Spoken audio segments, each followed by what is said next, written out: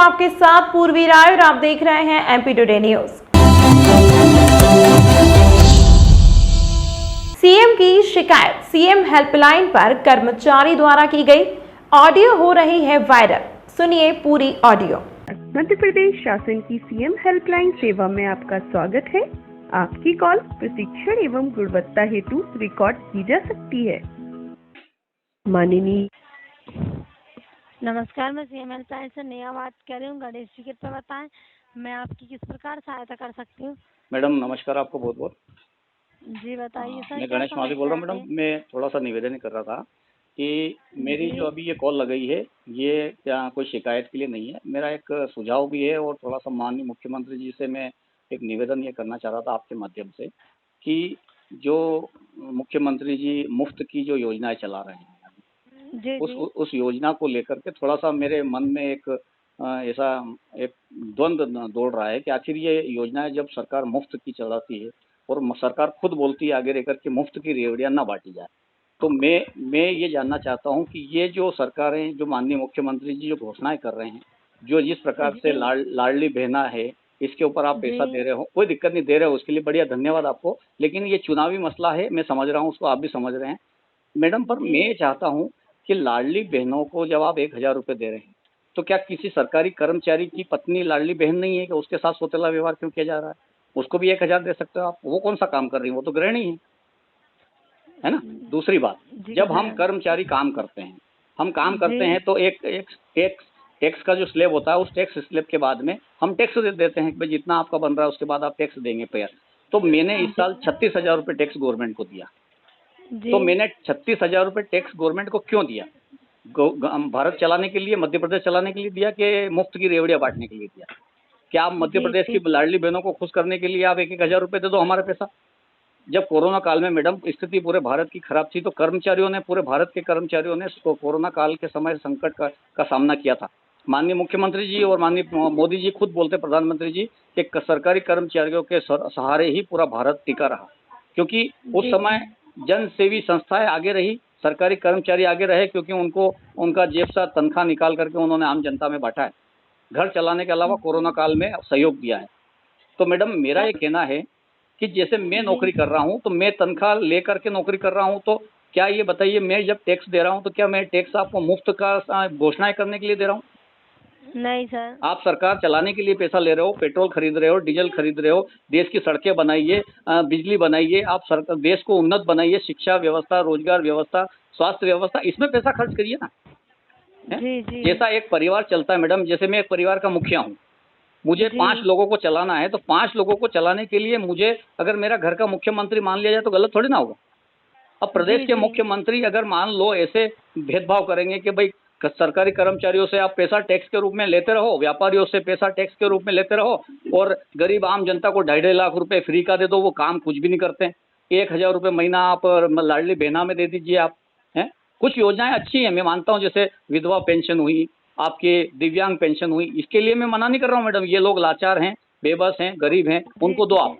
लेकिन लाडली बहना योजना जैसी, एक प्रधानमंत्री मकान बनाने जैसी 2.5 लाख रुपए जैसी योजना, और ऐसी योजना है मैडम जिसके घर में कोई सरकारी कर्मचारी नौकरी भी करता है और उसका लड़का 18 साल का या 20 साल का हो गया, उसने अलग परिवार बना लिया, वो गरीबी रेखा में कूपन पे नाम लिखवा लेता है और उसको मकान मिल जाता है, उसकी मिसेज को आप लाडली बहना में जोड़ देते हैं। जी सर, लाइन पे बने रहिएगा। पर मैं नहीं, मेरी बात पूरी सुन लीजिए, मेरे कोई शिकायत नहीं है, मेरा ये से है मैडम कि मैं जब काम करके सरकार को पैसा दे करके, टैक्स दे करके, और मेरा देश चलाने के लिए, मध्य प्रदेश चलाने के लिए जब मैं मेहनत कर रहा हूँ, अभी मैं इलेक्शन का बीएलओ भी हूँ मैडम, है।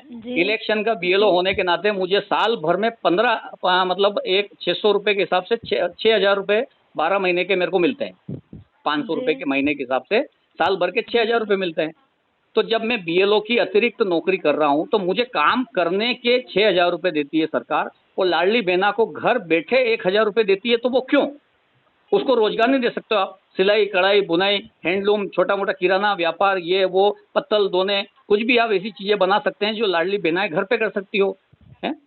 आप उनको योजनाएं दीजिए, रोजगार दीजिए, आप घर बैठे आप ये कीजिए कि भाई आपके स्थानीय विधायक जो भी हैं, मेरे यहाँ डॉक्टर राजेंद्र पांडे जी लगते हैं, उनसे कहिए आप कि भाई जितने भी आपके क्षेत्र में इस उम्र की जो भी लाडली बहनाएं हैं, उनको आप ये काम दीजिए, उनको आप तनख्वाह मिलेगी। तो स्वरोजगार आप मतलब उसको आप क्या चाहते हैं? आप उसको बेरोजगार बना रहे हो और 1,000 रुपये खाते में डाल रहे हो, कौन काम करेगा ये बताओ मुझे। जी और आप भी मैडम मेरी बात सुनने के लिए अब यहाँ आप नियुक्त थे, आप टेलीफोन पे मेरी बात सुन रही हैं, आप भी वहाँ फ्री में तो नहीं बैठे होंगे, आपको भी तनख्वाह मिल रही होगी ना।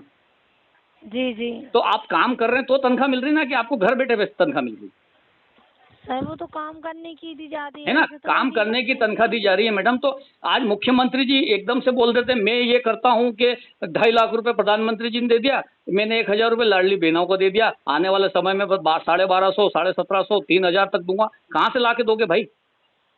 जी जी आपकी कोई खेती है क्या? 1,000 बीघा जमीन है जो आप उसमें हाँक के दोगे? हमारा ही पैसा है ना, टैक्स का मैडम। जी आज मैं दुखी हूँ मैडम इस बात को लेकर के कि आज हमारे ही पैसे का इस देश में इतना दुरुपयोग होता है। कोई भी नेता आता है, लॉलीपॉप देता है। अभी कमलनाथ जी आ गए, इधर 1,500 महिलाओं को देंगे, हम इनको लाडली बहनाओं को देंगे, हम टंकी 500 रुपये की कर देंगे, हम पेट्रोल 50 रुपये का कर देंगे। अरे तुम लॉलीपॉप क्यों देते हो?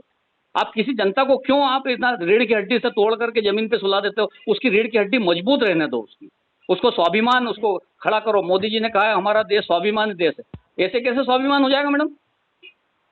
समझ पा रहे सर आप जो बताना चाहते हैं, लेकिन सर हम इस संबंध में तो आपकी कोई सहायता नहीं नहीं कर मैडम, आप पाएंगे। ये सहायता कर सकते हो कि जब 181 माननीय मुख्यमंत्री जी ने समस्या समाधान के लिए रखा है, तो कम से कम मुख्यमंत्री जी खुद एक समस्या क्रिएट कर रहे हैं कि इस तरीके से तो एक आम कर्मचारी और एक आम गृहिणी जो मेरी पत्नी है उसको भी 1,000, मैं भी नहीं चाहता हूँ मेरी पत्नी को मुफ्त में 1,000 रुपये दो। क्यों? मैं खुद चाहता हूँ कि वो अपने पैर पे खड़ी रहे, वो कुछ काम करे, उसको दे।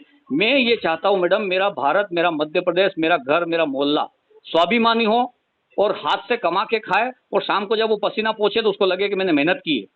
आप क्या करना चाह रहे हो? पूरे देश को पंगु करना चाह रहे हो, सबको मुफ्त में। अभी बिजली मुफ्त कर देंगे, फिर कभी किसानों का ऋण मुफ्त कर देंगे, माफ कर देंगे, अभी व्यापारियों का लाखों करोड़ों रुपए ब्याज माफ कर देंगे, कर्मचारियों का कोई रियायत ही नहीं है। कर्मचारियों ने क्या बिगाड़ा ये बताइए मुझे आप। अभी माननीय मुख्यमंत्री जी को लगा चुनाव आने वाले हैं, इतने दिन से 4% डीए टलता जा रहा था, टलता जा रहा, और अभी जैसे ही वो मौका लगा उन्होंने कल उस चीज की घोषणा कर दी। और घोषणा करने के बाद भी अभी कोई गारंटी नहीं है, वो बहुत मिल जाएगा, हम भी जानते हैं, हम भी कर्मचारी संगठन से जुड़े हैं, कर्मचारियों के प्रतिनिधित्व हैं, हम भी कर्मचारियों को प्रतिनिधि करते हैं मैडम। मैं भी प्रतिनिधि हूँ कर्मचारी संगठन का, मध्य प्रदेश तृतीय वर्ग श्रेणी कर्मचारी का सचिव हूँ। तो मैं उसी नाते बोलना चाहता हूँ कि माननीय मुख्यमंत्री जी के कान में कम से कम हमारी विडंबना तो जाए। शिकायत थोड़ी ना है ये हमारी विडंबना, हम कैसे मुख्यमंत्री जी से बोलेंगे बताइए? चारों तरफ गनमैन लगे रहते हैं, उनके प्रोटोकॉल इतना खतरनाक रहता है, हम उनसे बात कर नहीं सके। हम ज्ञापन देंगे तो उनका पीए फेंक देगा, है?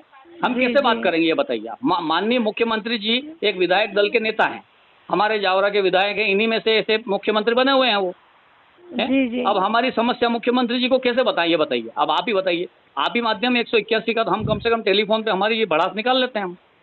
जी समझ। तो मेरा ये मैडम निवेदन है कि मेरी ये पूरी रिकॉर्डिंग मुख्यमंत्री जी को कहें कि पूरे मध्य प्रदेश में पहला ऐसा केस आया है माननीय मुख्यमंत्री जी कि 181 आपने रखी है शिकायत के लिए, और आप ही के खिलाफ शिकायत है, आप ही के लिए कर्मचारी की विडंबना है, आप ही के कर्मचारी की एक दुख है, तकलीफ है, उसको सुनो और इस तरीके से आप उस समस्या को दूर करो। आप हैं, समस्या वही दूर कर सकते हैं मैडम, मुख्यमंत्री जी ही दूर कर सकते हैं, उनके ऊपर कौन है जो करेगा? जी उन्हीं के द्वारा दूर हो सकती है सर। फिर तो आप ये मेरी बात को, मेरी रिकॉर्डिंग को उनके पास में समक्ष पेश करें और मुझे संतुष्ट करें मैडम। आने वाले चुनाव में जो भी मसला रहे उससे कोई लेना देना नहीं है, लेकिन मेरे टैक्स का पैसे का सदुपयोग होना चाहिए, देश की तरक्की में होना चाहिए, न कि मुफ्त की रेवड़ी बांटने में। जी सर, मैं आपको ज़्यादा समय नहीं दे पाऊंगी सर। जी ये जो भी मैंने बात कही मैडम, ये आप वहाँ तक पहुँचाइए, मेरा यही बस इतना निवेदन है आपसे। जी तमाम महत्वपूर्ण खबरों के लिए देखते रहिए MP टुडे न्यूज़।